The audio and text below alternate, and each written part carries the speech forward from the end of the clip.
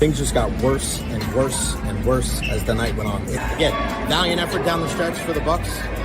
Just too little, too late. Let's go down and let's see what Coach Fletch and the rest of the crew has to say. And as always, go Bulls. So let's head into the locker room right now and see what the guys have to say about that one. Wow. Where do the Buccaneers go from here? What an incredible atmosphere. What a good win for the Tampa Bay Lightning. They snapped a 7-game winning streak. How we feeling, Bucs Nation? It's time to party, baby.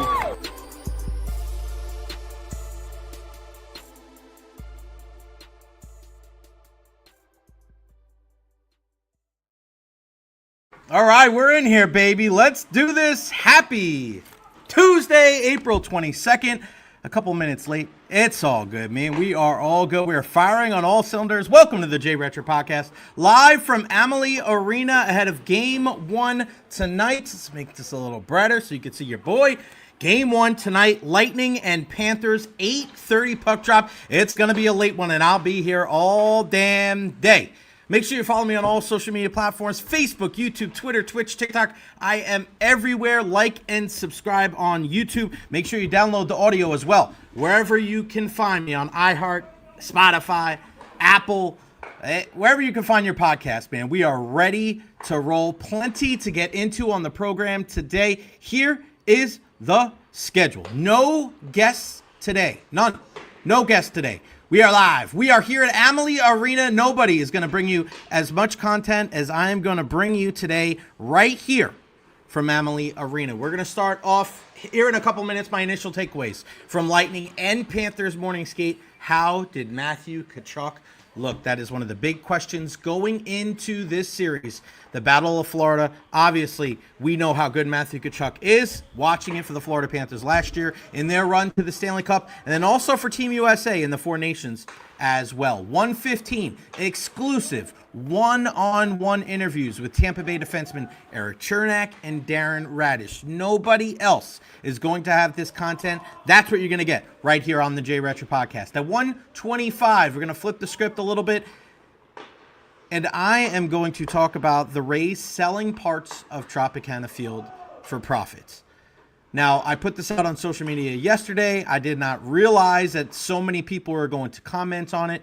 Is it a big deal? Is it not a big deal? I'm going to tell you why it just stinks.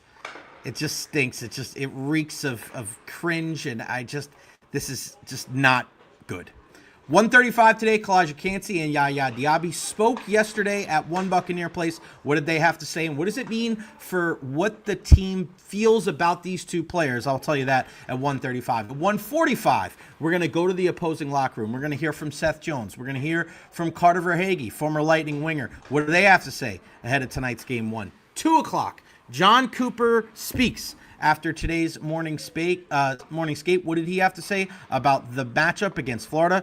We'll dive into that then. 2:10, Zemgus Girgensons and Nick Paul. Two guys in that bottom six that are going to be pivotal for this team if they're going to be successful in the playoffs. And congratulations to Zemgus, his first ever playoff game after a long time in this National Hockey League. He's so happy. We'll hear from him. And then at 2:20, a Raw After Mania recap. What a night last night in Las Vegas. The Monday Night Raw after WrestleMania is always pretty badass, and last night was no different. I want to hear from you guys today. What are your feelings on this series? Do you have a prediction? I want to hear from you. Give me a call. Here is the link. You can call via your phone or your laptop. There is the StreamYard link right there. I want to hear from you. Very interactive. We are here in Suite 71. Right here, Sweet Malkin, I like to call it. Sweet Malkin right here. Amalie Arena is right behind me. Some of the Florida Panthers guys still on the ice. Those are probably the guys that won't be in the lineup tonight, but it's Lightning Panthers. Game 1 tonight at 8:30. Game 4 between the Lightning and the Panthers is a 7 o'clock start. They're just announcing this now. We didn't really know what time that was going to be, but we know that tonight's game is going to be at 8:30. We know that Thursday's game is going to be at 6:30, and then Saturday is going to be an afternoon start, and then the Game 4 will now start at 7 o'clock on Monday. Don't know if we're going to have a show on. We're going to have a show on Tuesday. It just depends on what time we're getting back, because we're driving back on Tuesday. Again, I want to hear from you. There is the link right here. If you guys want to chime in on the conversation, it's a video link. Copy and paste, put it on your phone, put it on your laptop. What are your thoughts about this series?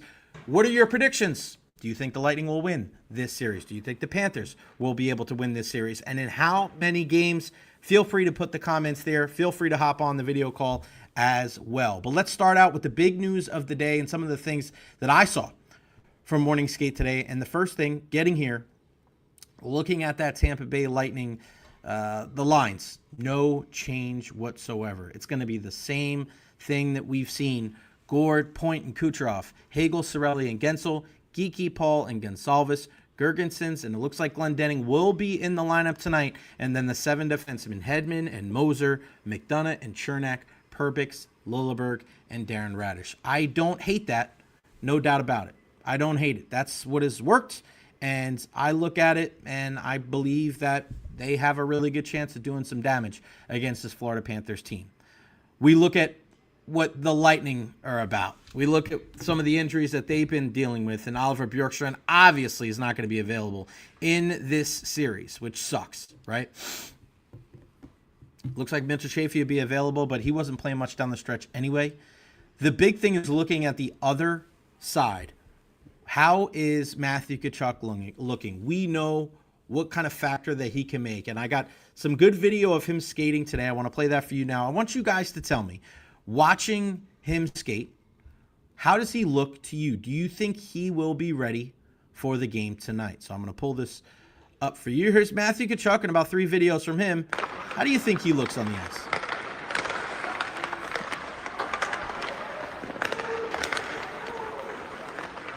I mean, you look at him doing some of the drills now. I mean, I know he's just kind of just going through the motions right here, but just look at some of the explosion, him coming out of the breaks.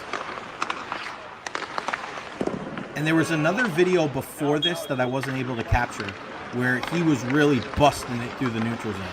And he followed that up with an unbelievable shot to beat the goaltender. I think he looks ready.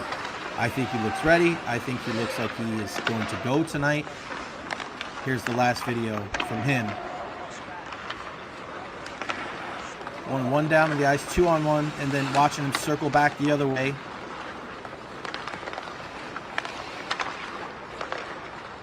Looks like he's getting in on his edges. I don't think he looks that bad. I think he looks ready to go. What do you guys think? Do you think Matthew Kachchuck looks ready? I think he does. It's going to be, and Dolan says it's going to be a very tough series, super physical, definitely going into 7 games. The Bolts must match the intensity of the Panthers or it'll be over before 7 games. Yes, to me, it's not just about matching the physicality.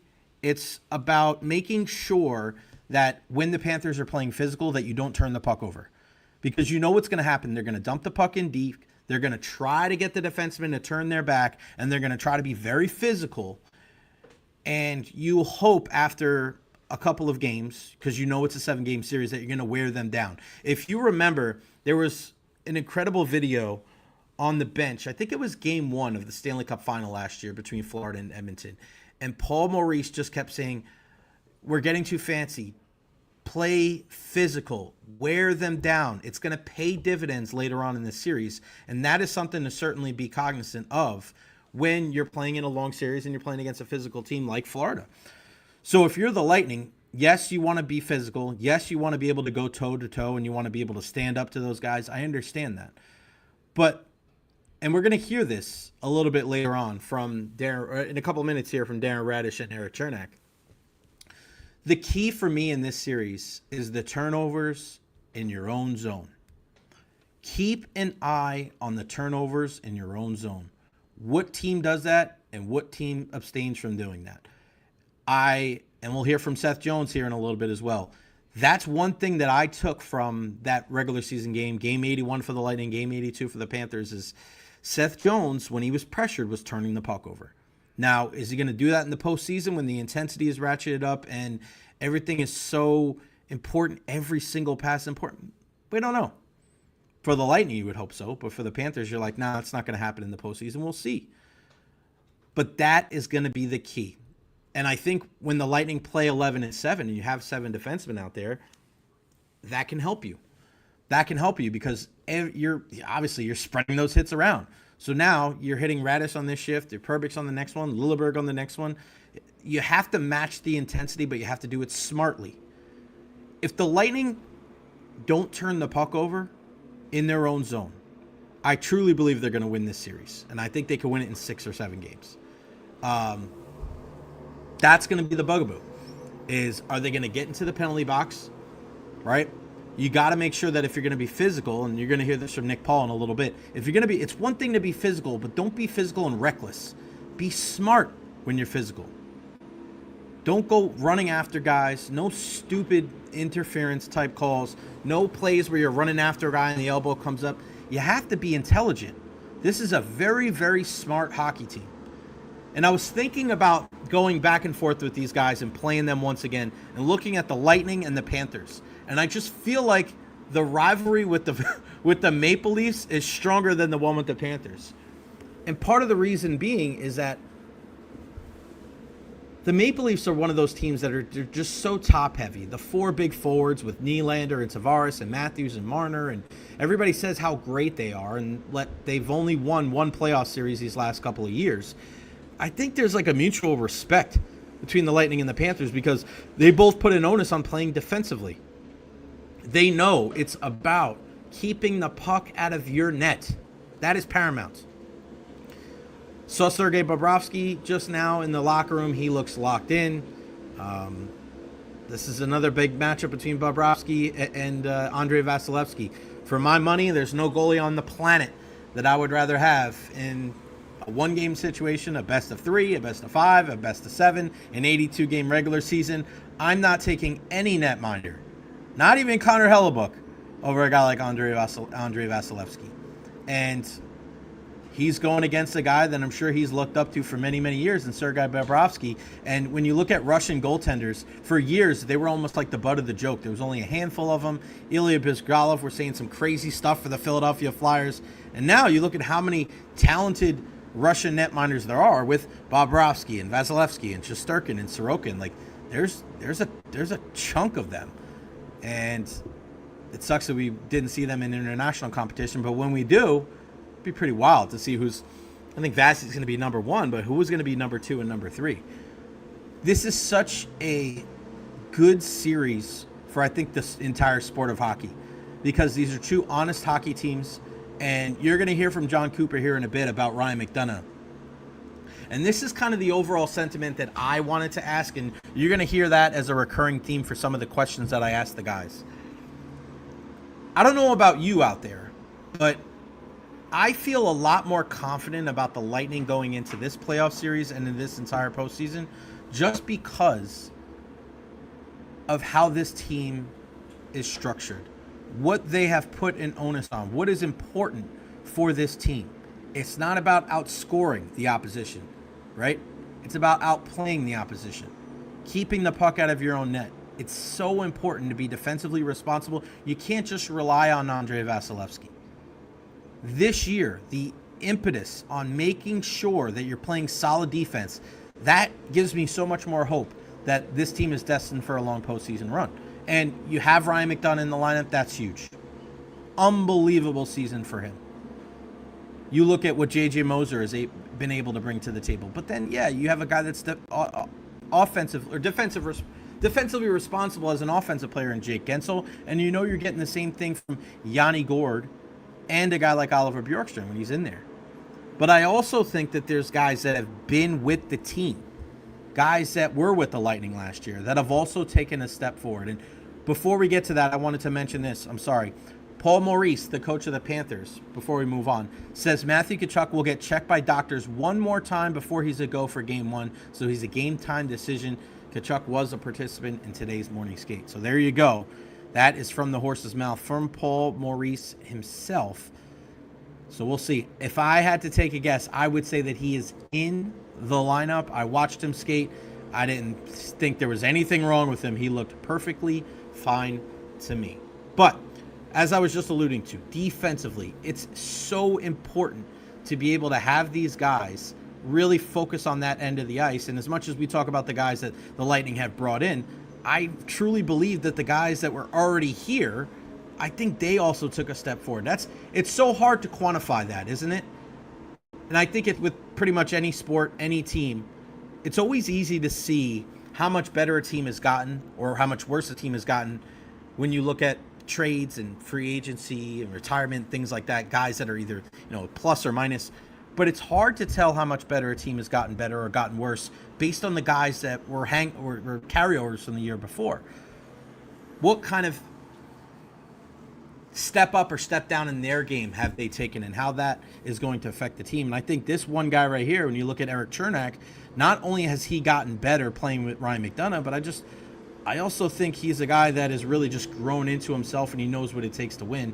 Here's what Cherny Drago had to say. This is an exclusive one-on-one with Jay Recher, the Jay Recher podcast. You're only getting that here, nowhere else. Here's Drago or Cherny. Cherny, obviously there's nothing like playoff hockey, so before game one tonight, what's kind of the focus over the next couple hours to kind of keep yourself kind of grounded until puck drop? A late start tonight, 8:30.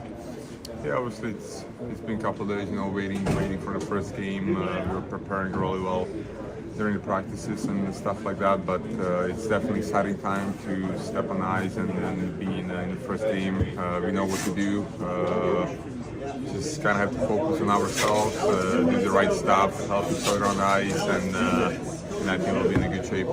Knowing what it takes to get to the top of the mountain, knowing defensively how important it is to focus on keeping the puck out of the net, seeing how you guys made the adjustment this year and you were a lot better defensively during the regular season, does that change how you view the postseason coming up? Do you feel like, hey, our team maybe is a little bit better equipped for the postseason? Yeah, definitely. The defensive side of the game is really important during the regular season, but I feel like it's more important in the playoffs because the defense is winning the championship. If you're not allowing them any goals, it's way better, So I think that was the mostly focus on that during the preparation. What we have to do in the defensive side, and I think during the regular season we were pretty good, but now we have to be on top of it 100%.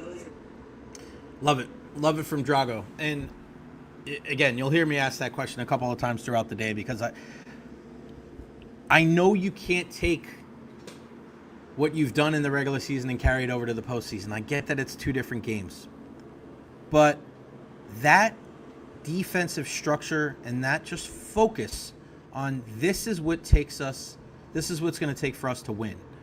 I just love the ability for not only Jon Cooper to coach that system that way, but also Julien Brisebois to bring guys in that are going to fit that defensive mindset. And I just think back to years past and guys that they brought in, whether it was a Calvin DeHaan or an Ian Cole, and you just thought like, all right, just bring in another veteran defenseman. And Jon Cooper says this as well. Like, don't forget last year, Mikhail Sergachev was hurt before game 1 and didn't play until game 4. So it was already thin on the back line. But having a guy like Ryan McDonough, I think Julian looked at it as, all right, well, he's getting up there in age. Let's go try to get another veteran left-handed defenseman and plug him in with Victor and then at the time Sergei. And I think he realized, and good on Julian, like Ryan McDonough's just don't grow on trees. Like that is a special guy. And what he's been able to do to get in and to be able to make contributions this year and just change that entire blue line, it's incredible. David Terry, and we want to hear from you, your comments. David Terry, I truly believe winning the first game is pivotal. Lisa McMahon, we need to stay out of the box. Immortal says Jeff Blashill is the kiss of death, though. I don't know. I think Jeff Blashill probably gets a little bit too much heat, but we'll see. We'll see what happens in this series. Chernak's not the only defenseman I had a one-on-one exclusive with. Darren Radish, who has become a friend to the program, and everybody else is pretty much gone and heading home. And Darren Radish, I really appreciate it, man. He was able to come out and chat with me. So here's what Ratty had to say before the big game tonight, game 1 against Florida Panthers. Ratty, just give us kind of the excitement level heading into game 1 of the playoffs tonight. Yeah, it's very high. Starting at home and finally getting the series started after watching a few games last weekend. So we're all excited to get going tonight.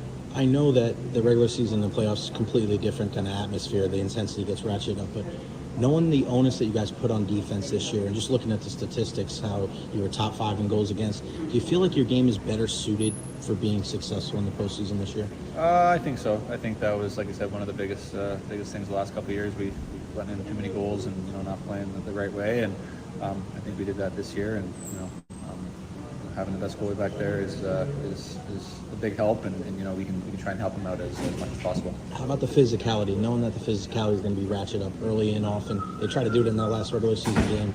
How do you make sure that you make the plays defensively and just make those short passes to not turn the puck over, because you know that that's what they're going to try to do, deep in your own zone? Yeah, I think you just gotta be ready for that. Be ready for the physicality when it's coming, and just continue to trust your instincts and trust the systems that we have. Good stuff there from Radish, and we know that there's going to be a next level type intensity tonight. Who handles that first 5 minutes is so key to kind of setting the tone, not just for the game, for the series. Who weathers that storm? And we'll get that with Nick Paul. I asked him about that. We'll hear from Nick Paul in the 2 o'clock hour. Yeah, do you have to manage that emotion at all? Do you have to manage it? And you look at the situation where you're going to be intense. It's going to be energetic. But can you go over the line? Can you do it too much? Can you start skating and overexert yourself, overextend yourself? I think that's a possibility too. But that's where the veteran leadership comes into play, and both these teams have it. There's a lot of champions on both of these teams. But watch the first 5 minutes tonight, because we've seen that from the Lightning at points this year where they don't start on time. They need to play a full 60 minutes. Florida's going to get theirs. They are that good. But on the rush, don't give them too much. Stay out of the penalty box. Don't turn the puck over. I think there's just these little things that the Lightning need to really keep a close eye on. And if they can do that, I think they'll be in good shape. Is this going to be one of those series where it's going to be chalk? If it's, all 7 games, all 7 home teams? I don't think so at all. I think there's going to be back and forth. There's going to be probably some road wins. Would I be surprised if this series was split after 2 games? No. Would I be surprised the Lightning go down there and win a game in South Florida? No, of course not. That is what the playoffs are all about. We're already seeing it. We're already seeing it around the National Hockey League. There's just so many great series, and you look at some of the thrilling games last night. I mean, what a comeback from Edmonton, just falls short. But the ability to just never give up. I mean, Washington's up 2-0 in that game yesterday. I'm like, this game's over. Montreal's got no chance. They come back. They tie the game at 2 apiece, and then Ovi wins it in overtime. He's just a freak. Winnipeg wins 2-1. They take a 2-0 series lead against St. Louis. They head back to St. Louis for Game 3. I give Dallas credit. I give them credit. I thought they were cooked, but they win that game in overtime against Colorado 4-3. I still think Colorado's going to win that game, but you look at how it started. I mean, Nathan McKinnon gets them up 1-0. You're thinking, oh my God, it's 5-1. Game 1, now McKinnon, and they get a power play goal from Tyler Seguin. Missed a bunch of time with injury this year. A veteran that's been there before. He was on the team when they faced the Lightning in the Stanley Cup a couple of years ago. And then they go down. Listen, they go down 3-2 after 2. Evgeny Dadonov scores the goal. And then Colin Blackwell, 4-3 winner. Another Harvard guy. People love saying that about the Harvard guys. But Colin Blackwell scores the goal in overtime. Now that series is 1 apiece. But looking ahead at the game after that, come on, looking at it here. I just wanted to talk about this before we talk some baseball. The game last night. I saw a couple people online looking at the Oilers and the Kings, and they're like, oh, they're done. Edmonton's done. 4-0. They were down in the second period. 4-0. And it was late in the second period, too. And then Leon Draisaitl scores with 6 seconds left on the clock, and then they start battling back. Mark scores to make it 4-2. Fiala scores on the power play, and then Perry, Hyman, and McDavid ties it late with just, 128 left to go, and then Philip Deneau. I told you guys, Philip Deneau is that guy. He's one of the best defensive forwards in the game. We saw it for many, many years with the Montreal Canadiens. He does it now with the LA Kings, and he comes up with the big goal. My God, good for him. That guy is an absolute beast. Beast. All right, more hockey talk here in a bit. I'll move this chair up. Okay.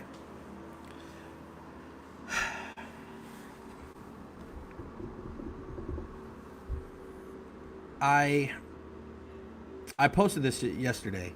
It's got like 43,000 views on Twitter now with over 248 likes. And there was a picture posted by Front Office Sports. And I'll post it for you guys right here if you haven't seen it.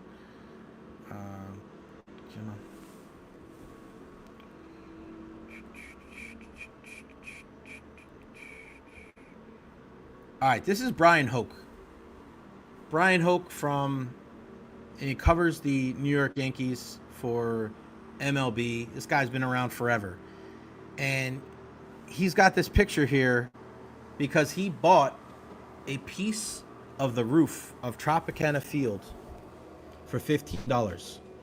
And you look at the quote there.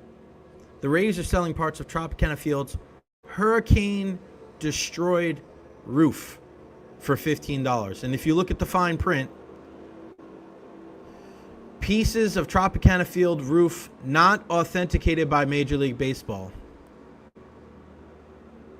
Please note that all items are sold as is, sales are final, and no refunds, returns, or exchanges. Proceeds from the item benefit the Rays Baseball Foundation. I know some people out there think this is not a big deal. You may not think it's a big deal, but it is extremely cringeworthy and is just so embarrassing and tone deaf. People around the country are looking at this and laughing. They are laughing at the Rays because of things like this. They already laugh at the Rays.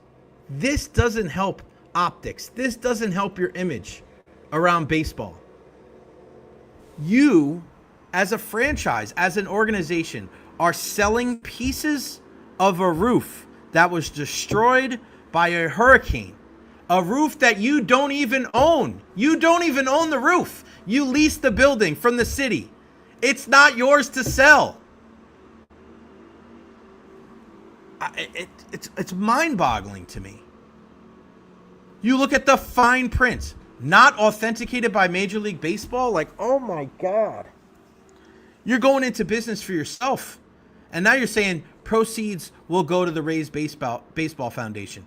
Why isn't, if you're trying to be that genuine and that like, oh, we're trying to use this tragedy to raise money, why doesn't it say 100% of the benefits go to the Rays Baseball Foundation? Why? It's just so weird. And I just think it's so, God, this drives me nuts. It shouldn't bother me as much as it is, but it does. I don't. People already view you as a poverty franchise. People continuously mock the Tampa Bay area because of this baseball team. You don't spend money when it comes to your payroll. Your owner goes on the radio and complains about his P&L statement when people can't put food on the table and can't keep a roof over their heads. And now you're selling pieces of the Trop's roof for $15. It is so incredibly tone deaf, and it is so embarrassing for baseball fans in this area. Do you think people outside of Tampa Bay look at this and go, wow, that's a pretty cool idea. That's awesome. Good for them. Honestly, you could say that. And if you are one of those people that think, hey, man, they're trying to turn tragedy and they're trying to make some money and give back to the Rays Baseball Foundation. If that's the case, how come you haven't made a bigger deal of it then? If you really are trying to turn tragedy into a way to raise money for people less fortunate, how come that's one of the first times we've heard of it? How come Brian Hoke, a writer for the Yankees, has to post it on social media, and then Front Office Sports and every other entity out there has to pick up that social media post for people to be aware of it? To act like they're this some like genuine trying to help our community, it's just complete BS.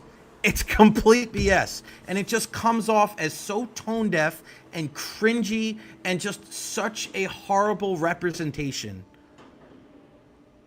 of the baseball team in this Bay Area. I feel so terrible for, just think about who has to answer questions about that. The players have to answer questions about that. The coaches have to answer questions about that. The front office guys, Eric Neander, who every single year is trying to turn chicken bleep into chicken salad with the amount of payroll that he has to work with. And we're not talking about questions from the media. I'm talking about questions from friends, family members. Do you think that is a great representation of the ball club? Even if I didn't think it was a big deal. Honestly. There's so many things that this team does that just makes it so difficult for you to support them. I just don't understand why. Like, if you wanted to use that as a way to raise money for a good cause, get out in front of it.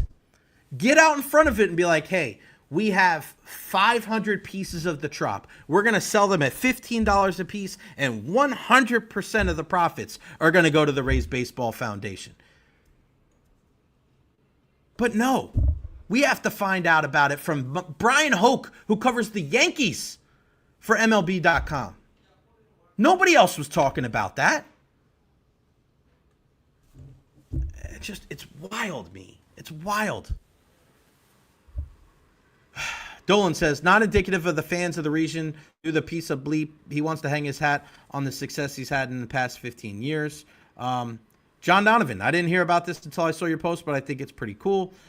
Jeff Taylor says amen to that. And then Benny says, in the court of public opinion, Stu Sternberg is guilty of the worst crime you can commit. Cringe.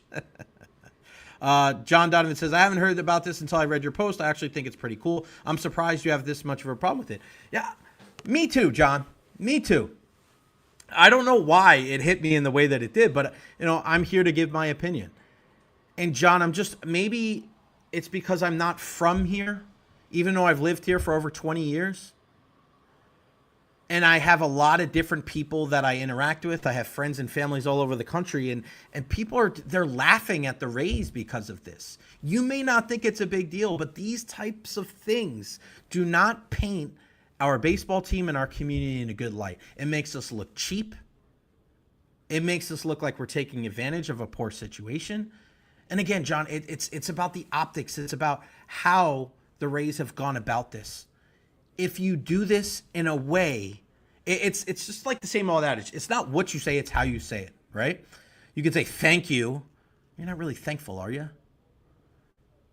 It's about, it's not the fact, just the fact, because I don't think it's very, I think it's kind of classless anyway. It's not just the fact that they're selling the pieces of the Trop. I think you look at it and you go, it seems very underhanded, right? It just seems like one of those things like they wanted to do it, but they didn't want anybody to know. And now somebody posts it and now it's a big deal. Like, that's just weird. Like, you don't do business like that.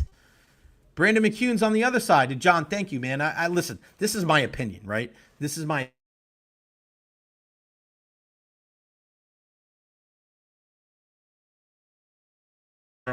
for contributing. Brandon, on the other side, personally, it feels like a slap in the face. I get the proceeds go to charity, but let's be honest, how much of that is going to Stu's pocket? We don't know.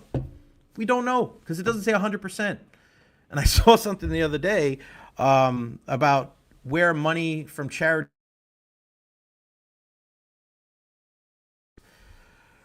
So, again, and I know I'm lagging a little bit here. Let's see. Amalie Arena. Bear with me, guys. All right. They're probably working on the got my light right in the way here. Go. Okay. Boom.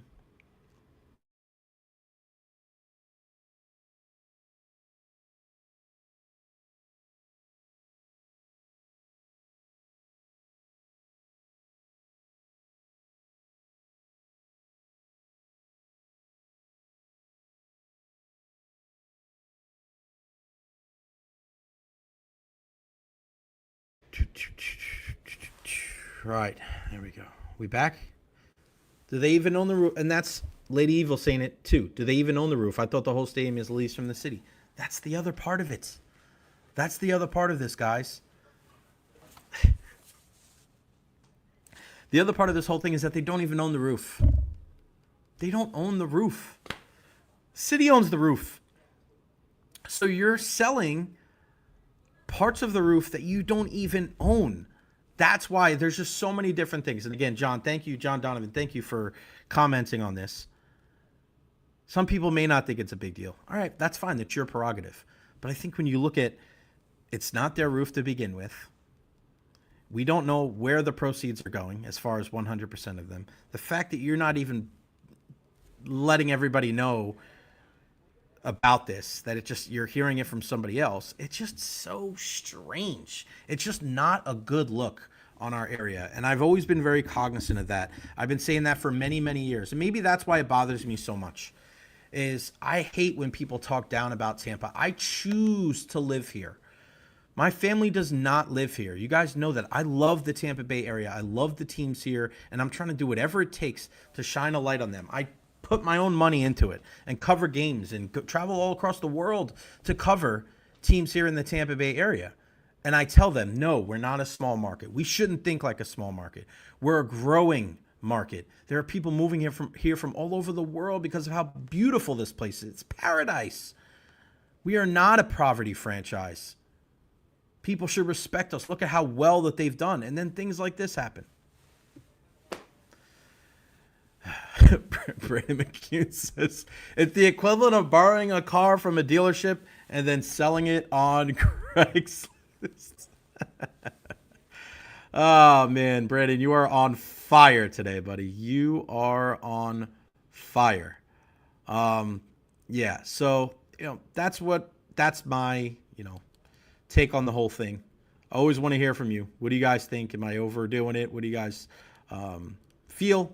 And Kat is saying it's very low class. Like you say, it's an embarrassing look for the area.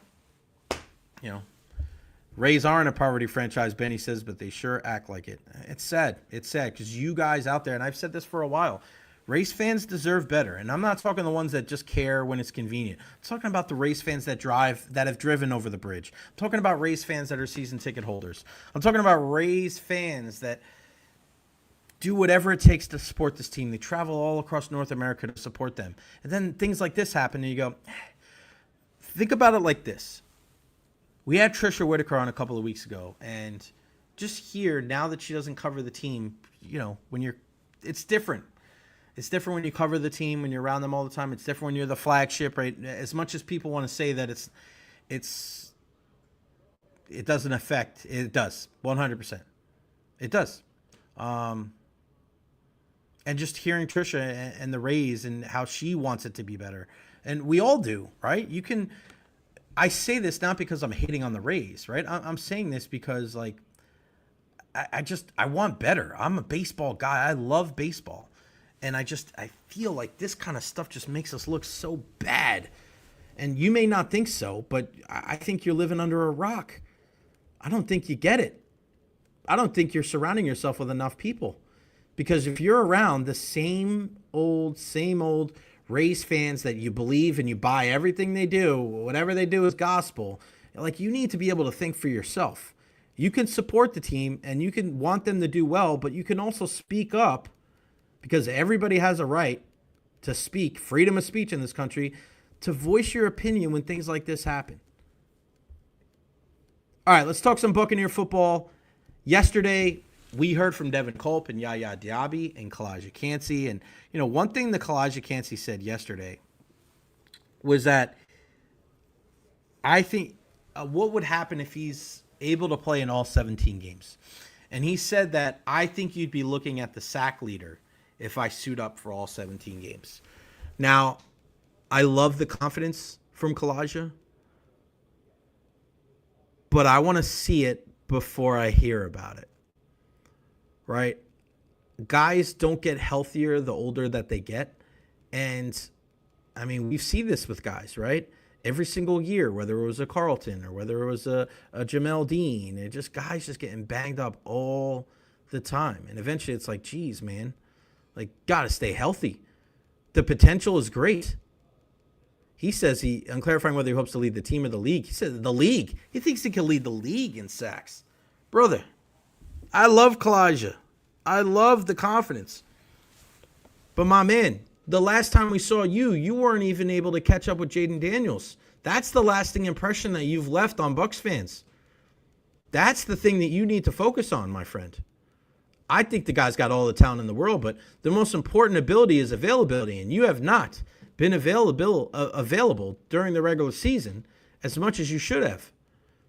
I want you to lead the team in sacks first before you lead the league in sacks.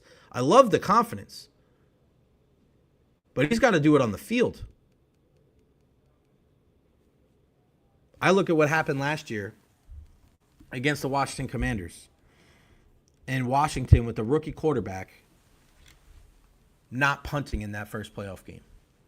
That is something that if I'm on the Buccaneers defense, that's keeping me up at night in the offseason. How in the blue hell did we not get Jaden Daniels off the field one time when it comes to, having them punt?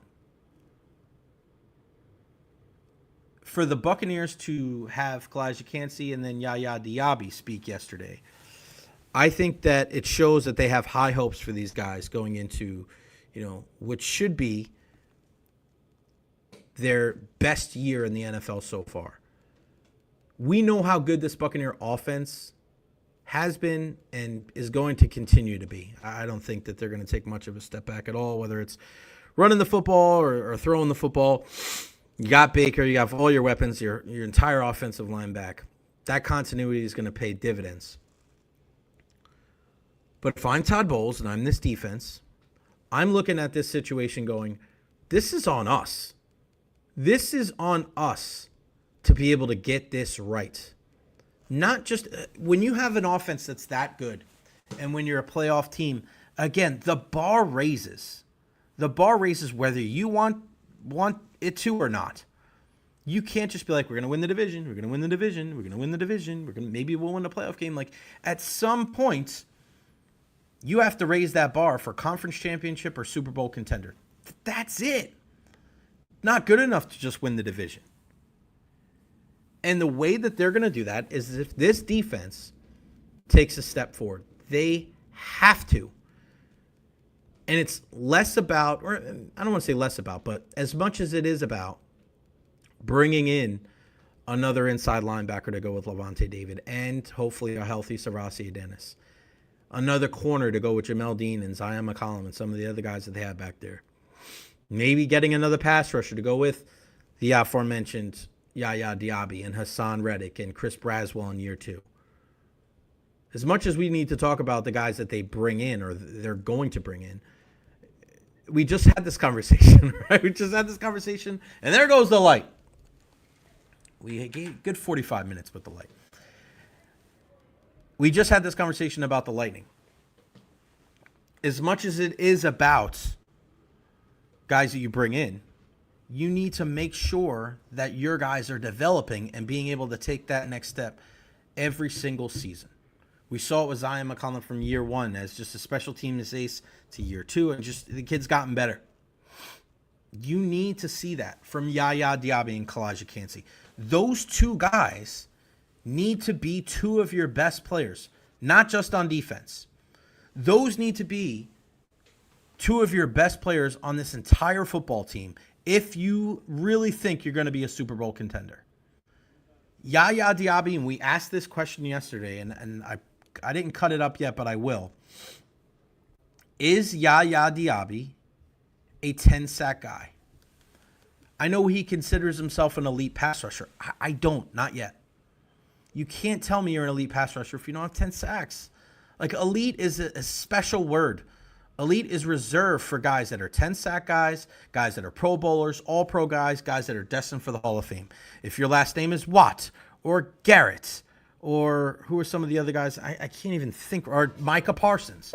Like, those are the guys that are elite pass rushers. Not a guy, and they do it without saying it. It's actions, not words. We're going to have to see that from YaYa Diaby this year. Kalijah Kancey is another guy. At times, he looks absolutely brilliant playing with Vita Vea and everybody else they have out there. But I got to see it over 17 games. It has to be undeniable. You are a first-round pick.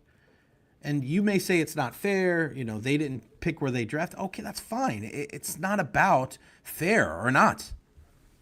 The Buccaneers drafted you in the first round because they thought you could be a guy that could be a Pro Bowler. You could be a guy that could be a 10-year starter on this team, playing alongside Vita Vea for as long as it takes.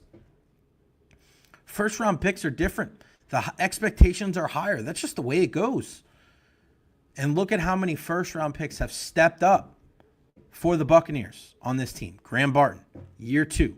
Excited to see what he can bring to the table. Tristan Wirfs at left tackle, on his way to the Hall of Fame. Mike Evans as well. Look at what he's been able to do, right? How good have those guys been?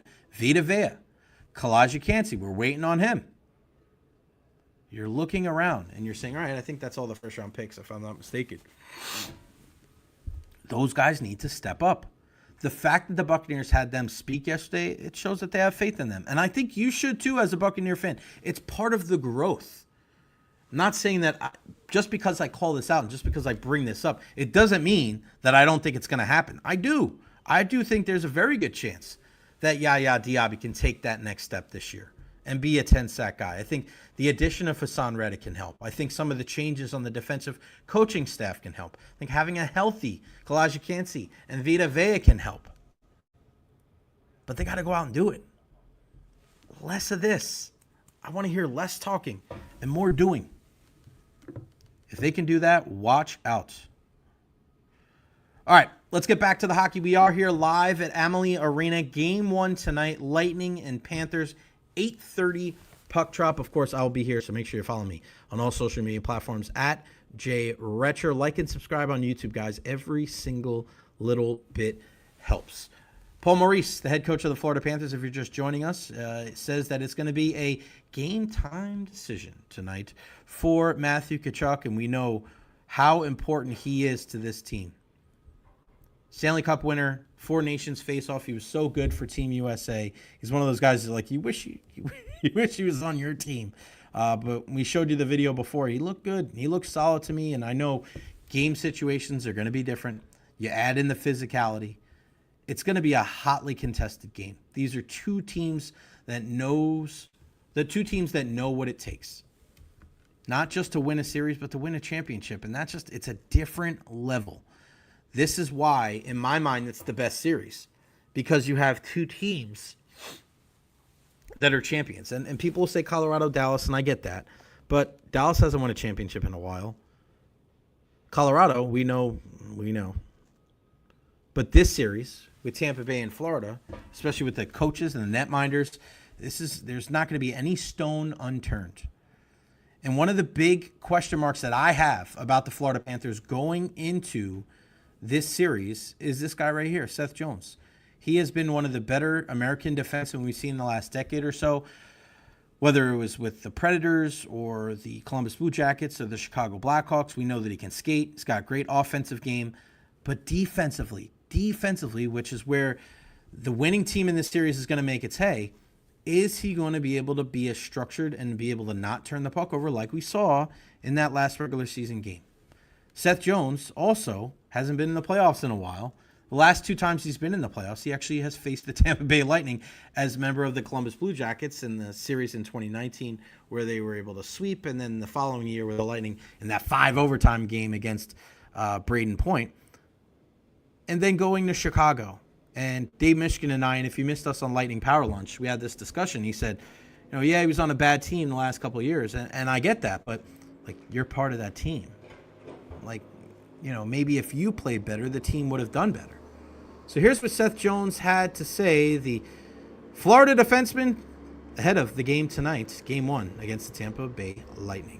Tampa Bay team, especially with Trop on that side. They're a very unique offense. He's a very unique offensive player. What are the keys defensively against this unit? Yeah, it's going to take all 5 guys on the ice to understand the job when they're out there, especially their top 2 lines. It's been very dangerous this year. Of course, being physical on them is important, but at the same time, sticks are even more important. So if you can't get to the body, make sure you're 6 on the ice and 6 on the puck, because they're very good at making plays inside.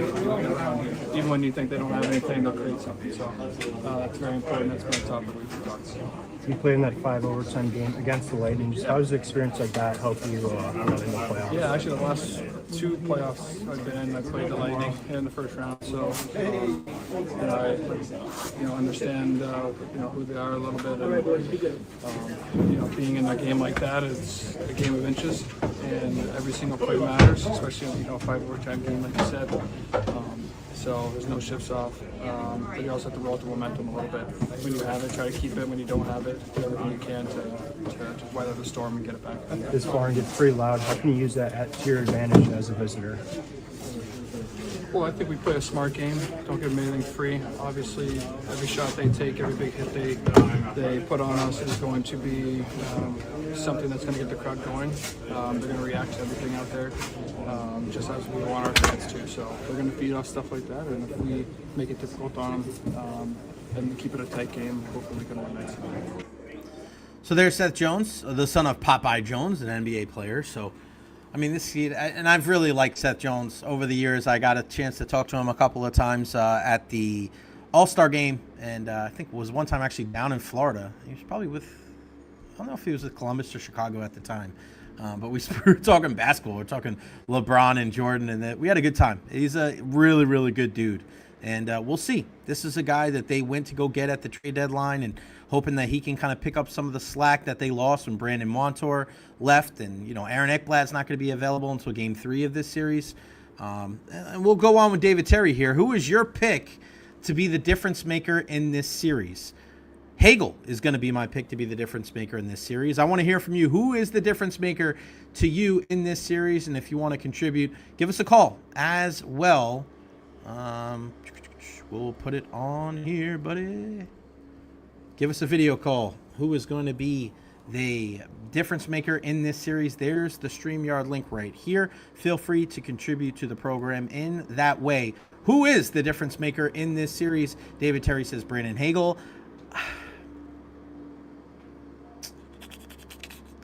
I'm going to go probably with the new guys, right? I think it's like a Jake Gensel. I think it's a Gensel. I think it's McDonough. I think it's Yanni Gourde. It's those type of guys that were brought in for moments like this.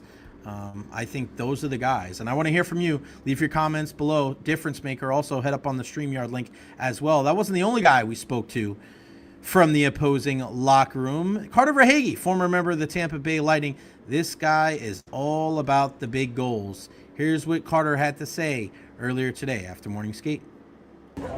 Playing well tonight and being successful against Tampa Bay. Yeah, they're a really good team. I think they're an experienced group, and they know they've won a couple cups and been really far. So I think it's for us just to stay composed and kind of leave it all out there. Not get too high or too low. It's keeping our composure. What's the difference in Florida at this point as opposed to this point a year ago? What has grown, changed with you? Well, we won a cup, so I mean that's obviously a big accomplishment for our group, and I think I think just the experience we got with that the last couple of years, even getting so much playoff experience. So I think we keep on growing, and this year has been a little. Some games are tough to get up for, obviously, after going so long for 2 years in a row, but I think now that we're back in the playoffs here, and we're going to be able to find some juice. Thank you. There you go. Carter Verhaeghe mentioning himself, tough to get up for some of these games, and and I appreciate it. You guys are giving us your difference maker in the series. Benny says Zemgus Girgensson, Matthew P, Gensel, and Hagen. We'll give you a chance to get both. I like that. I look at these two teams in this series, and I just think that Florida's not as good as they were last year, and the Tampa Bay Lightning are better than they were last year. How much? That remains to be seen. But I look at this guy himself, and I want to play this for you guys real quick. And Sean Thomason, I want to get to yours here in a second, buddy. But this is Carter Verhaeghe last year. Just look at the numbers, okay? And this is one of the reasons why, and I know it's just the regular season, but if you look, last year, he played in 76 games, 34 goals, 38 assists, 72 points. He was a plus 17. This year, he actually played in more games, 81 games. He only had 20 goals, 14 goal drop-off, 33 assists, 5 assist drop-off, and 53 points, a 19-point drop-off. But look at the plus-minus. This year, he was a minus 14. That is a 31-goal swing from last year to this year. And if you look, pretty similar to the shots on goal, right? Similar to the time on ice. That is something that is alarming to me. It's alarming because you wonder, okay, last year, as much as you want to give credit, and deservedly so, to the defending Stanley Cup champions, one thing that we learned, that doesn't really mean shit when you go into the next season. Like, it's a different year. The experience helps. Don't get me wrong. I'm not trying to downplay it. But you got guys on the Lightning that have experience too. Victor Hedman's not going to shrivel up in the moment tonight. Neither is Ryan McDonough or Andrei Vasilevsky, Braden Point, Nikita Kucherov. Gensel, or like Sean Thomason is saying, Anthony Cirelli. Not on offense necessarily, but mostly due to his defense. Sean, spot on, buddy. Spot on with that assessment. And our pal Dolan says point. I like that you Frenchify him and you put the E at the end. But you can't just ride into the postseason on the laurels of last year. That doesn't mean anything. It doesn't mean a damn thing. You have to go out there and you have to play right. You have to play right. You have to play well. Just because you were a good defensive team last year does not mean that you are going to be a good defensive team this year. Again, we saw this with the Lightning. Well, we didn't have McDonough. It's okay. We have other guys there. We have another, this guy that can pick up the slack and this guy that can pick up the slack. It didn't happen. It didn't happen. So keep an eye on that. Keep an eye on that for this series, and Matthew P. Mack Truck as well. Yes. When you look at some of the numbers, you look at what he was able to do this year. The numbers for Ryan McDonough. I mean, my goodness. This guy has made such a difference for the Tampa Bay Lightning. And when you look at his statistics for this season, Ryan McDonough, in 82 games, he played in all 82 games. Guy's a freak. 4 goals, 27 assists, 31 points. He was a plus 43. Playing 20 minutes a night, only taking 22 penalty minutes. Think about that, right? Think about the penalty. How many tough minutes that Ryan McDonough plays? And he had 22 penalty minutes. Braden Point had 7. And he had a minor, and then he had a fight late in the year. It's 7. Glendening, 10. Radish, 14, playing 73 games. I look at the guys that played. Ryan McDonough played 82 games this year. He plays 20 minutes a night. He had 22 penalty minutes. He had 11 minors all season long. It's mind-boggling to me. Insane how much of an impact that he's had. Lisa says, Lily, listen, I'm glad that you brought that up, because those guys, those 3, Lilleberg, Perbix, and Radish, they have to make the smart plays. They have to play smart. They have to play physical, and that's something you heard from Darren Radish. You got to play smart in this series. You have to, because if not, Florida is going to make you pay. All right. Here we go. Jon Cooper spoke earlier today over at, or I would say over, I'm here. I'm at Amalie Arena. But Jon Cooper spoke, and I know a lot of people always want to hear what Coach Coop has to say. And listen, he's ready to go. And he was also busting my chops. You're not sitting in the same spot, blah, blah, blah. That's okay. It's okay, Coop. I'm here, buddy. I am here for you, and I'll be in my normal spot tonight after the game, hopefully, after a Tampa Bay Lightning win. So what did Jon Cooper have to say after morning skate today? I've got it for you right here. Here's Coach Jon Cooper from Amalie Arena earlier today after morning skate, ahead of Game 1 tonight against Florida Panthers. I'm not sure there are any. I think you ask both coaches, the biggest thing you want to have is your team healthy, and the longer this plays out, the healthier everybody gets. So, both teams are on pretty much even playing field. We had the one extra game we had to go to New York, but there's enough time off here where, it's probably insignificant now. Had that start been on a Saturday, then it would have played everybody. It's Tuesday now, so no excuses. As soon as the puck drops, I don't think either team will remember that there's this break.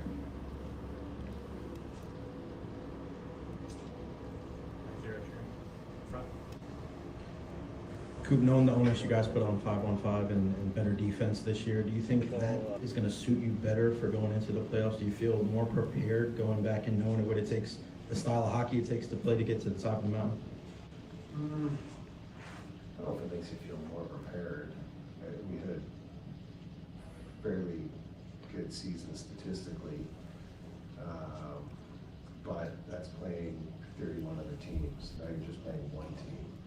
And playing the team multiple times, so it's a little bit of a different animal in the sense that you're going to play this game, and then we as coaches are going to overcoach it and try and find every little cranny where we can expose the other team. So it becomes a little bit difficult, but just like Florida and us, we kind of, the regular season's a 82-game dress rehearsal for the playoffs. So you just gotta make sure you're ready when you go in, and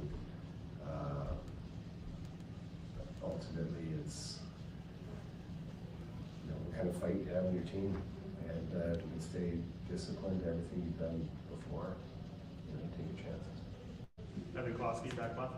John, just what's the feeling going into the start of the playoffs? Like, how are you feeling this morning? How does it compare to some other different points in the season or maybe opening day?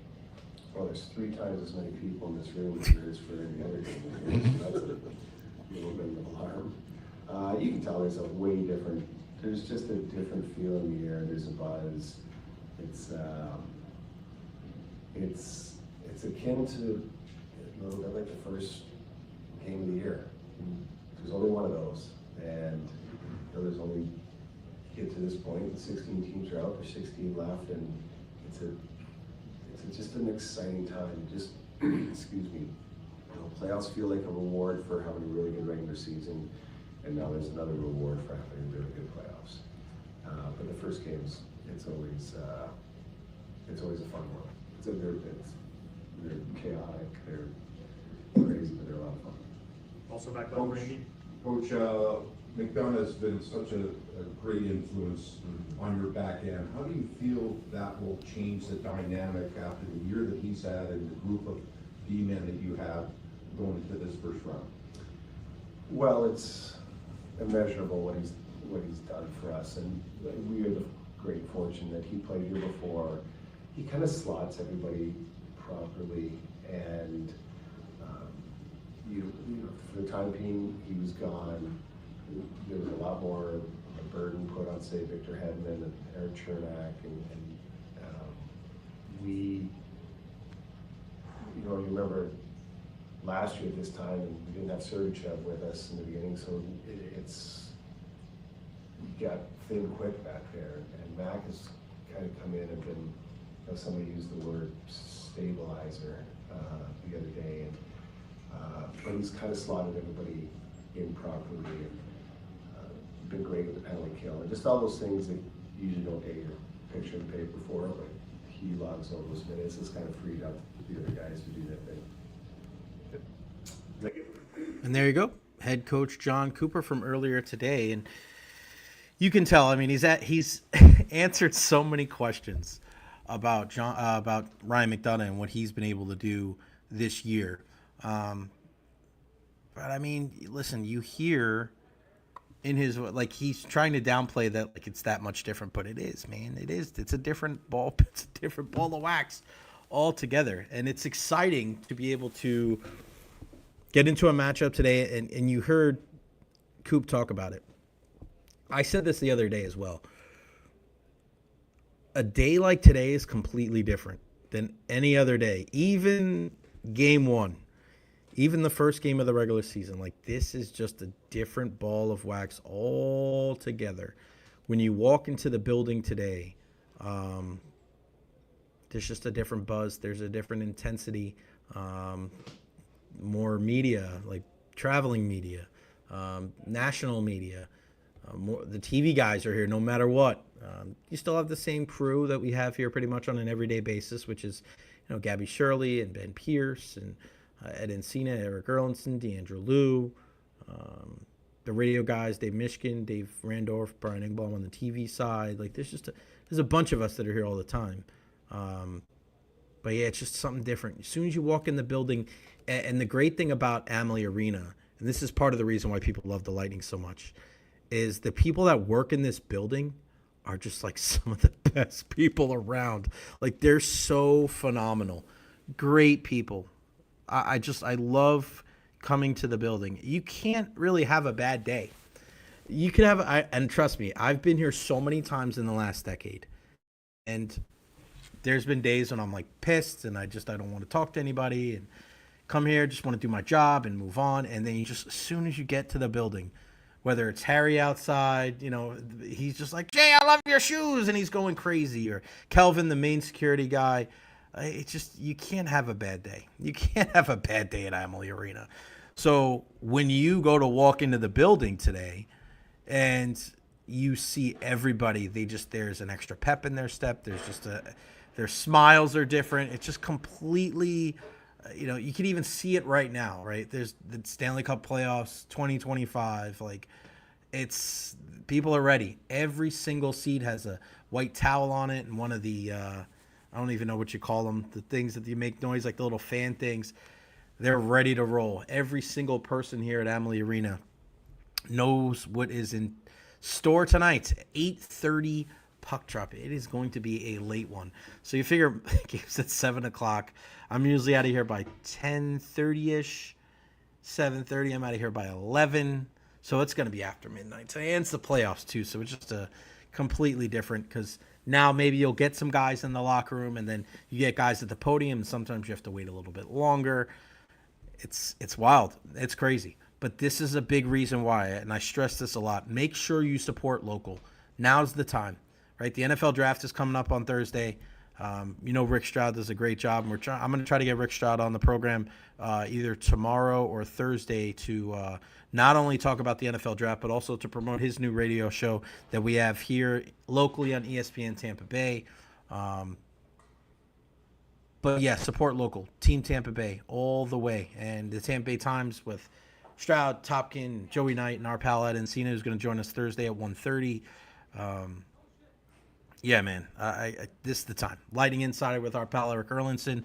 Wednesday, 1 o'clock, he will join us. We'll be driving down to South Florida Friday after practice here at Amalie Arena. So I don't know what that, I'll do the show Friday from home, but I don't know what that means. We're probably going to get down there for dinner, he said. So we'll be down there in plenty of time. So we'll make sure we'll be there Saturday. No morning skate on Saturday. I would really think that is not going to happen. Because when you look at the schedule, it is a 1 o'clock game. So 8:30 tonight, 6:30 on Thursday, and 1 o'clock on Saturday. And then we just found out 7 o'clock on Monday night against the Florida Panthers. So there you go. All right, last two interviews from today.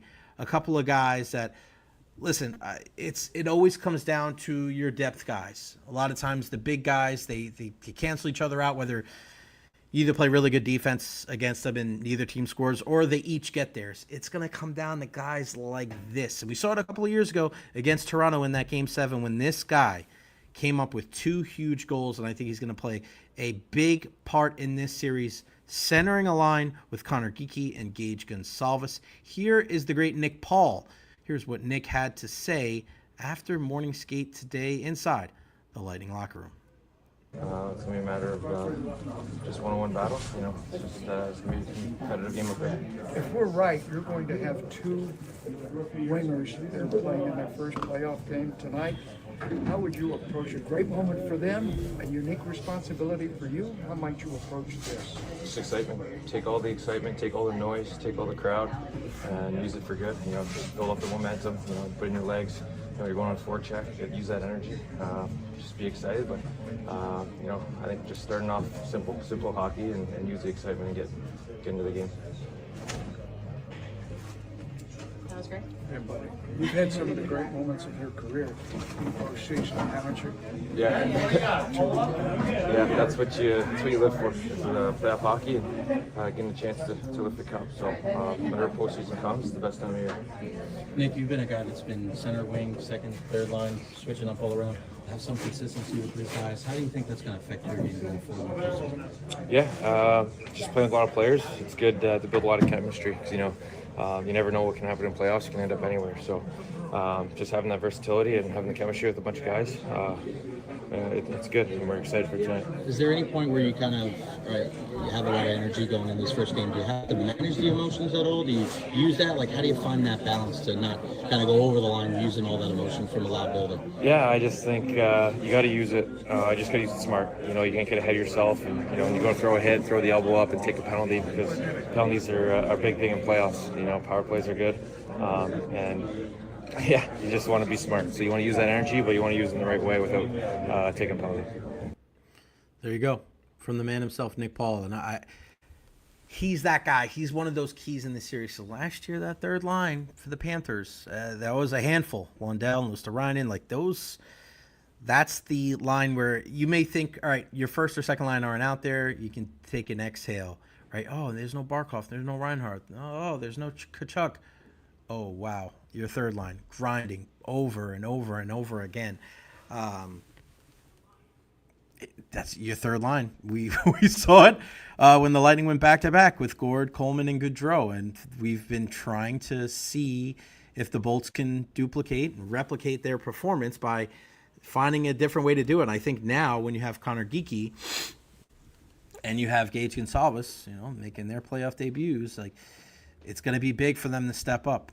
They need them to be able to play big in the series. And, you know, Nick Paul has said it, playing with multiple guys. And, you know, I asked Jon Cooper about this a couple of weeks ago and if it's a good thing or it's a bad thing. And, you know, he says, oh, no, it's not that bad. But if, you know, later on in his answer, he was like, well, it's probably a little unfair to Nick that he doesn't know where he's going to play. I think now we could see a better Nick Paul because we know exactly what we're going to get. Now, it doesn't mean Jon Cooper's not going to put his lines into the blender. And I think at some point we will see Gensel back with Point and Kucherov. I think we will see Paul with Hagel and Cirelli, and you'll see, you know, a third line of probably Gord, Geekie, and Gonsalves. And don't be surprised, and I've been calling for this for the last week, if you see Connor Geekie play with Point and Kucherov, the lines are going to go in the blender regardless. But you're also playing 11 and 7. So you're going to be mixing up wingers on that last line there with Jurgensen's and Glendening. It's worked so well on the road because you can keep that top defensive pairing off of you. But now, the way that this team is constructed, I think it could help them during home games as well and in physical series against these bigger teams because now each of those guys, they're not taking as many hits as they would as if they were playing with just 6 guys. So great to see Zemgus Girgensons get in action tonight. And this is a guy, an absolute pro, a pro's pro. And how many years he played for Buffalo? 1, 2, 3, 4, 5, 6, 7, 8, 9, 10. 10 seasons with the Buffalo Sabres. 10. No playoffs. And then this year he plays in all 82 games for the Bolts, and he finally gets an opportunity to play in the postseason. He scored 2 goals in 82 games. But for some reason, I feel like Zemgus Girgensons is going to score a goal in this series. I don't know. He gets opportunities. It's not like he doesn't get chances. but my goodness, he can't find the back of the net. I think it's going to happen in this series. Here's what Zemgus had to say today after morning skate. After 10 years of no playoff hockey, he finally gets it this year with the Bolts. High intensity, create some energy, do my job on the PK, kill momentum when there is one, or create something with a lot of energy and some physicality. With Nick Paul, he's had some great moments in his career in the postseason, and now you have two wingers experiencing this for the first time. Can you share with us any discussions, perhaps, you being a veteran guy, but discussions that you have had about your approach tonight? Yeah, I mean, the game's a little different, but you still got to treat it as a game, you know. You don't want to be too crazy out there. You got to keep the emotions in check. Yeah, just bringing that high-energy game, the physicality, and everything will fall in place after that. So just what has worked out so well, the chemistry with you and Luke, whether it's on the line together 5-on-5 or the PK, it just seems like as soon as you guys hit the ice together to start the season, incredible chemistry between you two. I think we think the game the same way, so I think that helps a lot. We talk a lot, we watch PK, we watch a lot of video together, so but I think main importantly, we think the game the same way, so it's been really easy with Lenny. How has it been the last couple of days knowing that tonight was going to happen, right? And it's not a secret. Everybody's first playoff game. Like, what is that like to know that not only you're about, but everybody's kind of supporting you and happy to see you in that spot? Yeah, just excitement. Just excited to finally get a crack at it, and it's been a long time coming, but can't wait for it. When you play 11-7 and you have a rotating winger there, how important is the communication on the bench and when you guys get on the ice, knowing that you can play with a different guy, every other shift? Yeah, definitely every time before you go out there, you kind of got to know who you're taking, who's up, so you got to have your head on the swivel, but we've done a decent amount of time, so we got it down pretty well. You guys are ready. Yeah. I love Zemgus, man. He's just that is the type of guy that every single winning team has. Whatever you need me to do. And we saw him play some second line action in the middle of the season. Like he gets opportunities. When you watch Zemgus Girgensons, he's fast, he's big, he's strong. Like if this guy could put the puck in the back of the net, he'd be a $5 million a year player. But unfortunately for him, he struggles, scoring. And I feel like it's I don't know if it's luck or lack of skill, but I mean, good things happen to good people, and I think you're waiting for a big moment tonight, and it's either going to be one of two things. And we had this discussion before with Brian Engblom and Phil Esposito. Zemgus Girgensons is either going to score the prettiest goal of all time, Deacon in and out, bar down, top shelf where mama keeps the peanut butter, or it's just going to be one of those where he's standing in front of the net and somebody takes a shot and it hits off his ass and goes into the net. Like, I think it's going to be Zemgus Girgensons' time. Watch out for that. Who drops the gloves first tonight? I don't think that happens, Sean. I don't think we're going to see a fight tonight. I really don't. We shall see. Matthew P., what's your prediction on the series? If you didn't already give it, I'm going to give it to you right now. What is my prediction for this series? My prediction is this. I think this is going to be the best first-round matchup of the Stanley Cup playoffs. You have two teams with a Stanley Cup pedigree, two incredible coaches, two Hall of Fame goalies, captains in Barkov and Hedman that are just pros on the ice, off the ice. It's really cool to see the center of hockey be here in the Sunshine State. And part of the reason why I don't believe that these two teams like hate each other, it's such a hated rivalry, is because I think they're very similar. I think they both realize that it's more than just the stars. You need everybody to contribute to the victory. You need to play well defensively. You have to play physical. It's the little things. They put so much focus on making sure they keep the puck out of the back of the net. And I love how it's just a group mentality. It's not top heavy. And I really believe that Florida looked at what the Lightning were able to do and took some of that and they put their own spin on it. And that's why they were able to hoist the Stanley Cup last year. I've got nothing but respect for the Florida Panthers. And if they weren't located in the state of Florida, I'd probably cheer for them a lot more. But I look at this series and I will say what I've been saying for the last couple of days. I think the Florida Panthers are worse than they were at this point last year, and I think the Tampa Bay Lightning are much better than they were at this point last year.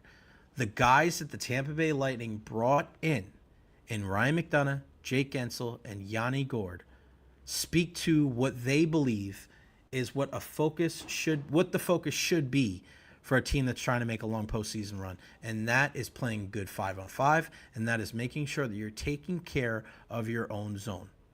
I think in the first 4 games, it's going to be split 2-2.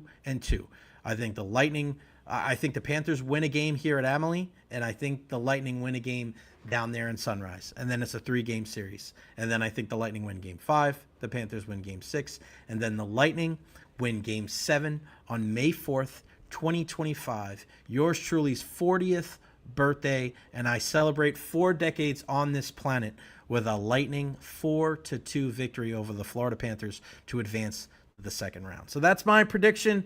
I want to hear from you. What do you guys think is going to happen in this series? Feel free to put them there at the bottom of the screen, or here is the link if you want to join in via the video call. All right, before we get rolling and get out of here, it is time for a Raw after WrestleMania recap.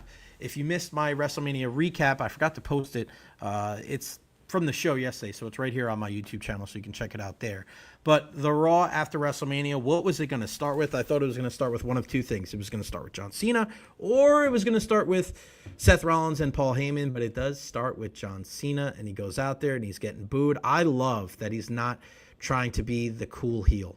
He is just trying to go out there and make sure that everybody hates him. If you missed the interview with Pat McAfee from yesterday, that was just solid gold. You got to go check. His was good. Paul Heyman's was freaking nuts. What he was saying about Shannon Sharp and all these, talking shit to Michael Cole. Like, Paul Heyman was on a heater yesterday at Pat McAfee. But John Cena comes out and does this thing and points to the Tron, says 36 dates left. That's all he's got left. And you're just wondering how this segment is going to end. Is Cody going to come out? Is it just going to be John Cena? But no, he turns around. You hear him audibly say shit, and he gets dropped by Randy Orton with an RKO. I love it. This has been one of the craziest feuds over the last 2 decades. Backlash, we know, is in St. Louis. Randy Orton's a St. Louis guy. This writes itself. The promos over the next couple of weeks are going to be fantastic. Next up, the Women's Tag Team Championship match between Becky Lynch and Lyra Valkyria against Liv Morgan and Raquel Rodriguez. And we know that Becky and Lyra won the titles at WrestleMania. And then they do a title switch here. And Liv Morgan and Raquel Rodriguez win the Women's Tag Team Championships for the 4th time. And then Becky turns on Lyra. She clotheslines her, and then she runs back in the ring, beats her down again, runs back again, 3 manhandle slams. I don't necessarily hate that Becky is necessarily a heel, but maybe I do. Like, when WWE needs to realize, and they get this, I don't know why they get this wrong so many times, is when you have a popular figure, like, nobody wants to boo them when they come back. Like, when you had Edge join the Judgment Day and he was a heel, it was like, we haven't seen Edge in forever. We want to cheer him. We haven't seen him. Like, they have to go through the loop for like a year because you go to all these different places. I haven't seen this guy or this girl in a long time. When you see, if you're a Becky Lynch fan, right, and she comes to your city and she's a heel, but you haven't seen her in a year, you want to cheer her. Like, that's the thing. WWE misses that sometimes. And now you have a situation here where, why did Becky take Bayley's spot anyway? If this was the case, then why didn't Becky just come back on Monday Night Raw and then turn on Lyra? I just thought that was just, I don't know. It felt forced. It didn't make much sense. And then next, the New Day comes out. And you guys know I am just so happy with what the New Day have done. I love their heel turn. Alpha Academy comes out with Maxine Dupree, and I think she's getting better and better on the mic. And Otis and Tozawa, they beat them in 60 seconds. So it's just only natural that they get a tag team title shot, right? Yeah, sure. Until we see the return of Rusev. No, it's not Miro anymore. Miro's dead and gone. That's AEW. This is Rusev comes back in, beats the crap out of Otis and Tozawa, hit him with the Machka kick, and then the camel clutch last accolade on Otis. Love that. But again, that's another thing, right? Like, people want to see Rusev. It's been, 5 years? Nobody wants to boo Rusev. So is he going to come back as a heel? I don't know. We'll see.